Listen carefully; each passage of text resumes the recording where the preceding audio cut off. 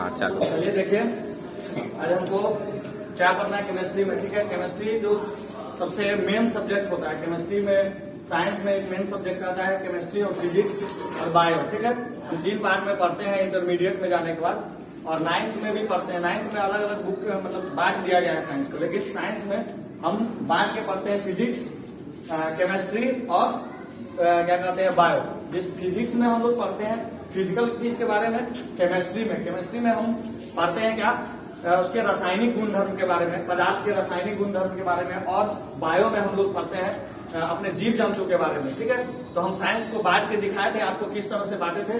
आज हम पढ़ेंगे यौगिक का नाम, जो हमारे सबसे केमिस्ट्री का सबसे बेसिक मतलब बेसिक है। तो चैप्टर या इसको हम अलग पार्ट में लेके आए हैं, एक चैप्टर के रूप में लेके आए हैं यौगिक का नाम। कैसे इस यौगिक का नाम हमारे लिए जरूरी है, देखिए।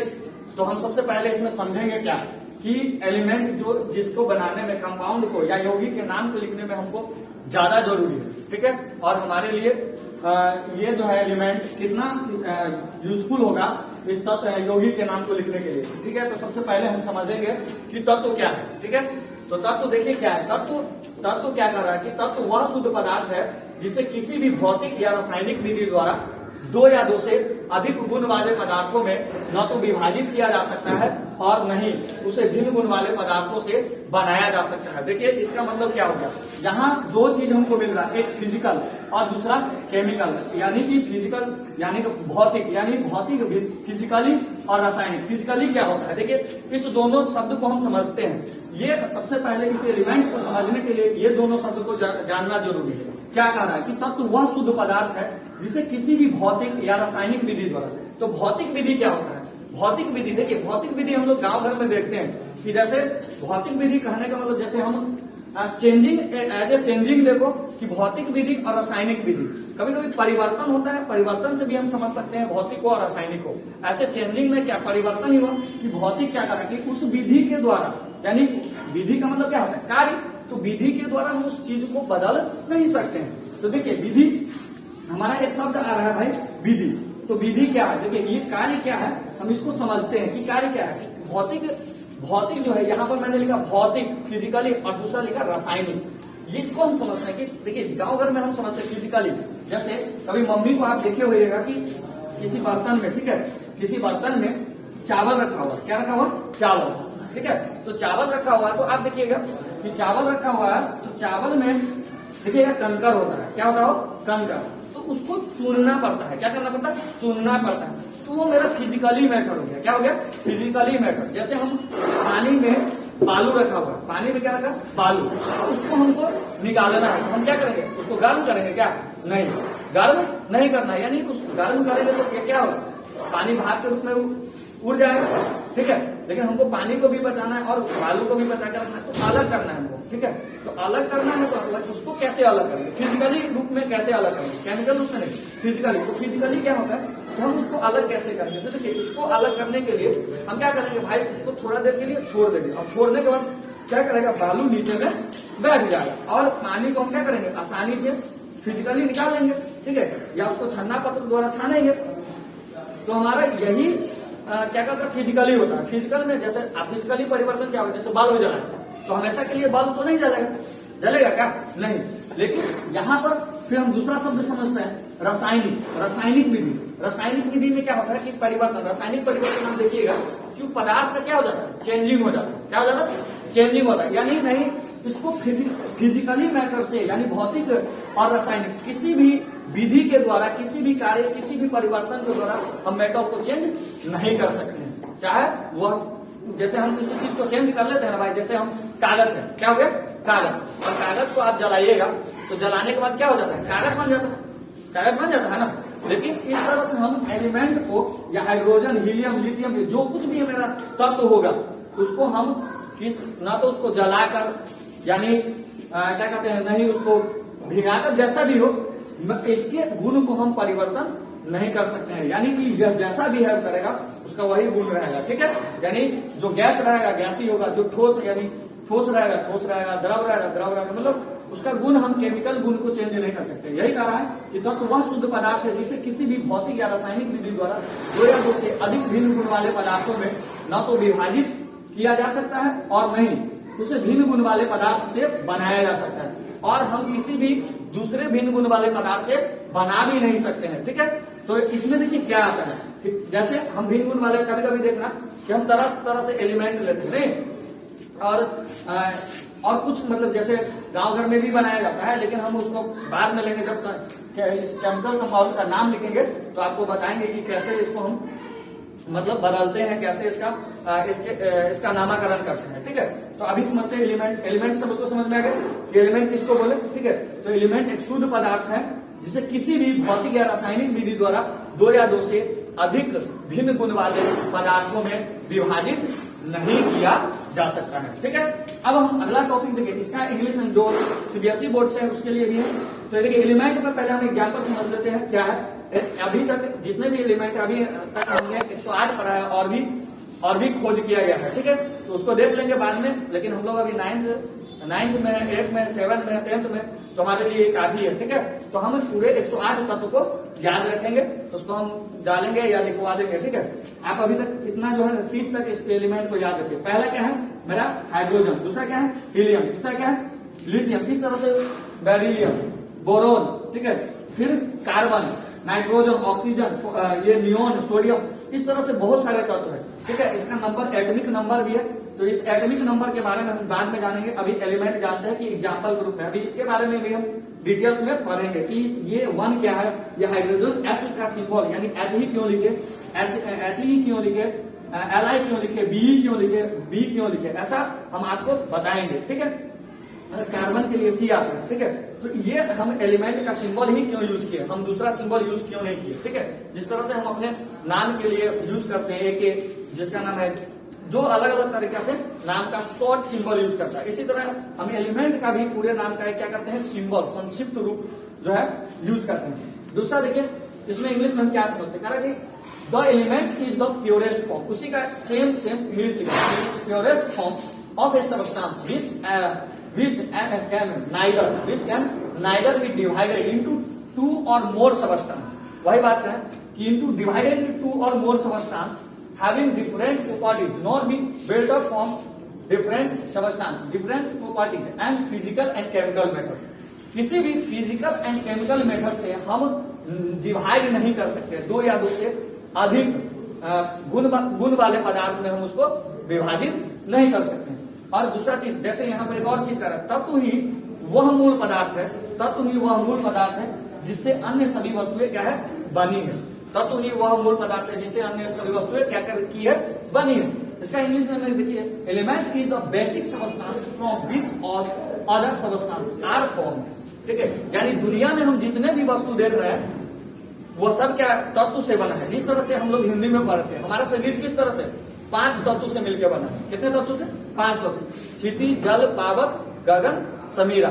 नहीं तो उसमें देखिए समीर हवा, पानी, गगन, आकाश, धरती, नहीं ये सब जितने भी तत्व है उससे हम लोग का शरीर बना हुआ। इस तरह से हमारा शरीर अब जो भी है ये 5 तत्व से मिलकर बना है। तो हम भी अब कंपाउंड के बारे में यानी इस नेम ऑफ कंपाउंड, यौगिक का नाम किसी एलिमेंट से और तरह तरह के पदार्थ या पदार्थ वाले यौगिक का नाम लिखेंगे, तरह तरह के सबस्टांस का नाम लिखेंगे। ठीक है, लेकिन इससे इसको हम विभाजित नहीं करते। हम लोग एलिमेंट के बारे में जान गए थे, अब कंपाउंड के बारे में जानेंगे कि कंपाउंड क्या है। देखिए कंपाउंड देखिए 2 या 2 से अधिक तत्वों को निश्चित अनुपात में, ठीक है, वो निश्चित अनुपात में रासायनिक संयोग से बने भिन्न गुण वाले पदार्थ को क्या कहते हैं? यौगिक। यौगिक देखिए तो हम 2 या 2 से अधिक पदार्थ, यहाँ पर 2 या 2 से अधिक तत्वों को निश्चित अनुपात में जो मिलाकर बनेगा जो पदार्थ वो भी रासायनिक संयोग से, ठीक है, रासायनिक संयोग से बने पदार्थ को क्या कहेंगे? हम क्या कहेंगे? यौगिक। अब देखिए यौगिक में क्या है? देखिए यौगिक में हम निश्चित अनुपात समझेंगे, निश्चित अनुपात होता है क्या और रासायनिक संयोग क्या है। तो देखिए निश्चित अनुपात को समझने के लिए हम एक एग्जाम्पल लेते हैं। ठीक है, थोड़ा देर के लिए समझिए कि हम जो है शरबत बनाते हैं। ठीक है, एज ए उसको शरबत जो बनाएंगे एज ए हम लेंगे वाटर, जिसको आप एलिमेंट के रूप में ट्रीट करिएगा। ठीक है, इसी तरह से हम लेंगे चीनी। ठीक है, तो उसको भी हम एलिमेंट समझेंगे गाँव भर की भाषा में, इस निश्चित अनुपात को समझने के लिए कि निश्चित अनुपात क्या है। तो देखिए निश्चित अनुपात जो है चीनी लेते हैं। थोड़ा देर के लिए यह मान के चलना कि यह मेरा क्या है, थोड़ा देर के लिए एलिमेंट है। क्या है? एलिमेंट। तो चीनी और फिर हो जाएगा पानी, क्या हो पानी। दूसरा नींबू वगैरह लेंगे, ठीक है, नींबू डालना है तो डालो, नहीं तो तुम्हारा शरबत जैसा भी हो, ठीक है, वैसे भी पी लोगे तो चलेगा। तो चीनी, पानी और नींबू शरबत बनाने के लिए लेंगे, लेकिन इसका निश्चित अनुपात समझते हैं कि निश्चित अनुपात क्या है। अगर कोई आदमी चीनी लेगा 1 चम्मच, ठीक है, और 1 गिलास पानी लेगा, तो उसका शरबत बनेगा कि नहीं? हाँ, तो पानी के हिसाब से हमको क्या करना पड़ेगा? चीनी लेना पड़ेगा। तो कोई आदमी क्या करेगा, 1 गिलास पानी लेगा और 2 चम्मच चीनी लेगा। कितना चम्मच हो? 2 चम्मच। 2 चम्मच चीनी लेगा, 1 गिलास पानी, तो पानी हमारा 1 गिलास, तो हमारा यहाँ पर क्या बनेगा? शरबत बनेगा। लेकिन यहाँ शरबत बनेगा, और वहीं पर अगर कोई आदमी इसको चेंज कर दे, क्या कर दे? चेंज क्या कर दे? 2 चम्मच क्या लेगा? 2 चम्मच पानी और 2 चम्मच पानी, 1 गिलास चीनी लेगा, तो क्या इसका अधिक शरबत बनेगा? नहीं, तो शरबत नहीं बनेगा। तो यही मेरा निश्चित अनुपात, यानी कि तत्व का क्या होना चाहिए? निश्चित अनुपात होना चाहिए। या हम कोई भी खाना बनाते हैं तो वहां पर क्या करता है, कोई भी जो है क्या कहते हैं, कोई भी पदार्थ जो है हम निश्चित अनुपात में लेते हैं। क्या लेते हैं? निश्चित अनुपात में। जैसे हम क्या कहेंगे, खिचड़ी बनाएंगे या जो कुछ भी बनाते हैं तो हम क्या करते हैं, उसमें निश्चित अनुपात में सामान को मिलाते हैं। अगर नमक ज्यादा हो जाता है तो क्या हमारा पदार्थ यानी खिचड़ी अच्छा लगता है? नहीं, फिर क्या खाने लायक नहीं रहता, यानी पदार्थ नहीं बना, ठीक है, यानी सही से नहीं बना। या हम जो कुछ भी खीर बनाते हैं तो उसमें क्या करते हैं, चीनी दूध लेते हैं, नहीं तो दूध लेते हैं तो क्या करते हैं, ज्यादा चीनी हो जाएगा वो भी खराब, क्या करते हैं, ज्यादा पानी हो गया वो भी खराब, ज्यादा का अधिक चावल हो गया वो भी खराब। तो हम क्या करेंगे कि एक निश्चित अनुपात में उस तत्व को लेंगे, तब जाकर हमारा यौगिक का निर्माण होगा, ठीक है। तो हम ये चीज समझ गए कि निश्चित अनुपात क्या है। अब रासायनिक संयोग यानी गर्म करना होगा या जो कुछ भी विधि है मेरा रसायन का, वो हम इस पर फॉलो करेंगे, ठीक है। अब देखिए यही पदार्थ क्या बना, हम वाटर जल बनाए, क्या बनाए हो, जल, क्या बनाए, जल, H2O, तो H2O बनाए, CO2 बनाए, ये हमारा चीनी का फॉर्मूला है जो हम थोड़ा देर के लिए अभी हम क्या कर रहे थे, तत्व के रूप में लेकर निश्चित अनुपात को समझने के लिए तत्व के रूप में लिए थे। लेकिन अब ये क्या है, यौगिक, यहाँ चीनी क्या है, यौगिक। देखिए इस यौगिक को कैसे, जैसे H2O, CO2, C6H12O6, ये मेरा चीनी हो गया, सोडियम ऑक्साइड, कार्बन डाइऑक्साइड, जल। यही चीज हम इंग्लिश में इसका डेफिनेशन लिखे हैं, when 2 or more substance, when 2 or more than 2 element combine into definite ratio, definite ratio का मतलब क्या होता है, निश्चित अनुपात, क्या हो, निश्चित अनुपात, definite ratio form a new substance which has properties different from the constituent element, new substance formed is called compound, is called compound। तो यहाँ पर हम क्या कहें कि 2 या 2 से अधिक तत्वों को या एलिमेंट जिसको बोले हैं, एलिमेंट को इंग्लिश में इसको एलिमेंट बोलते हैं, तो एलिमेंट को क्या किया, निश्चित डिफिनिट प्रॉपर्टी, डिफिनिट रेशियो में लेकर हम क्या बनाएंगे, कंपाउंड। अब यहाँ पर एक चीज और आता है कि सर यहाँ पर जैसे आपने 1 गिलास चीनी, ये नंबर था ना, 1 गिलास चीनी या 2 चम्मच चीनी, जो कुछ भी ले रहे थे, तो हमारा निश्चित अनुपात में क्या बन रहा था, यौगिक नहीं बन रहा था। लेकिन यहाँ पर देखिए कि निश्चित अनुपात में हम क्या करेंगे कि यहाँ पर जब हम निश्चित अनुपात लेंगे, मेरा जल बनेगा, वाटर बनेगा, जो पीते हैं, तो ये नंबर कहाँ से आएगा, कोई तुम्ही लोग में से पूछेगा कि भाई ये नंबर क्या है, ये नंबर क्या है, ये नंबर क्या है। यहाँ पर तो कार्बन को नंबर भी नहीं दिए, यहाँ पर तो सोडियम के पास एक वो नंबर है, लेकिन ये जल कैसे बनाए कि H2O, यही नंबर जैसे हम कहे कि निश्चित अनुपात चीनी के लिए 1 चम्मच चीनी और 1 गिलास पानी, फिर जाके शरबत बना रहे थे। इसी तरह से हम क्या करेंगे, कितना हाइड्रोजन लेना पड़ेगा हमको, कितना ऑक्सीजन लेना पड़ेगा, भाई कितना कार्बन लेना पड़ेगा, कितना ऑक्सीजन लेना पड़ेगा, यहाँ पर कितना कार्बन लेंगे, कितना हाइड्रोजन लेंगे, कितना ऑक्सीजन लेंगे, तब जाकर मेरा चीनी का निर्माण होगा, कार्बन डाइऑक्साइड का निर्माण होगा और क्या कहते हैं H2O का निर्माण होगा, NaO का निर्माण। जिस तरह से हम किसी भी चीज को जैसे 2 आदमी में शादी होता है, नहीं पता है ना, तो उसमें भी दहेज लेता है आदमी, लेकिन लेना क्या है, गुना है, तो उसमें जो नंबर आता है 2 लाख 4 लाख, तब ना जाके 2 आदमी मिलता है कि नहीं। इसी तरह से इसमें हम क्या करेंगे कि इस 2 आदमी को मिलाने के लिए क्या देना पड़ेगा, हमको नंबर देना पड़ेगा, पैसा देना पड़ेगा। तो ये पैसा कैसे निकल के आएगा, हम उस पैसा को कैसे निकालेंगे।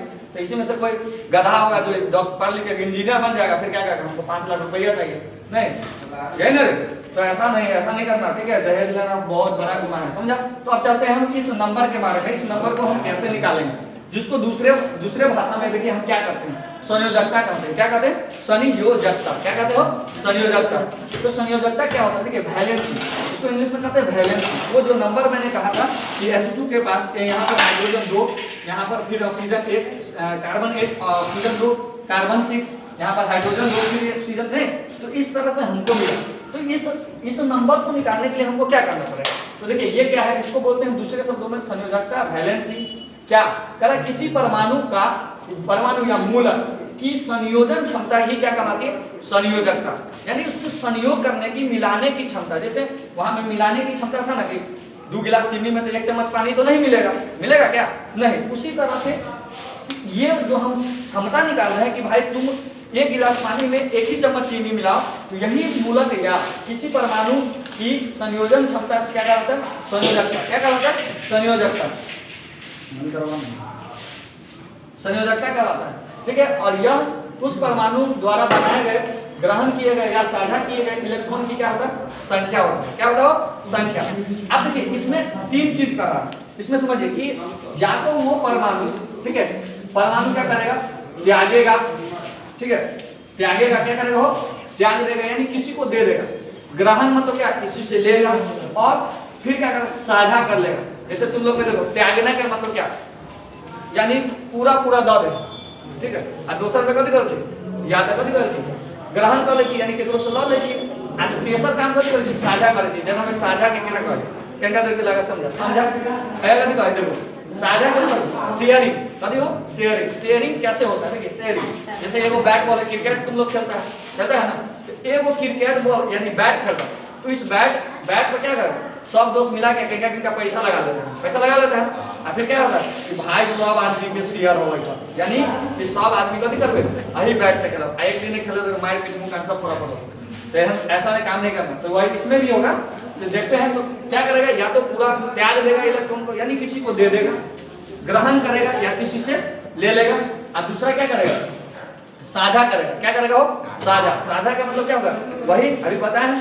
तो क्या करेगा? इलेक्ट्रॉन, ठीक है, इलेक्ट्रॉन फिर कह रहा है कि संख्या के बराबर होता है। क्या होता है? संख्या के बराबर, यानी कि जो भी इलेक्ट्रॉन किसी को देगा, लेगा और साझा करेगा, वो संयोजकता किसके बराबर होगा?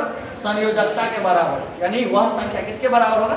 संयोजकता के बराबर, यानी मिलाने की क्षमता के बराबर। इसको हम इंग्लिश में कैसे समझेंगे? The combining capacity an element is called its valency. इसका definition, this is equal to the number of electrons lost, gained or shared by one atom of the element during a chemical reaction।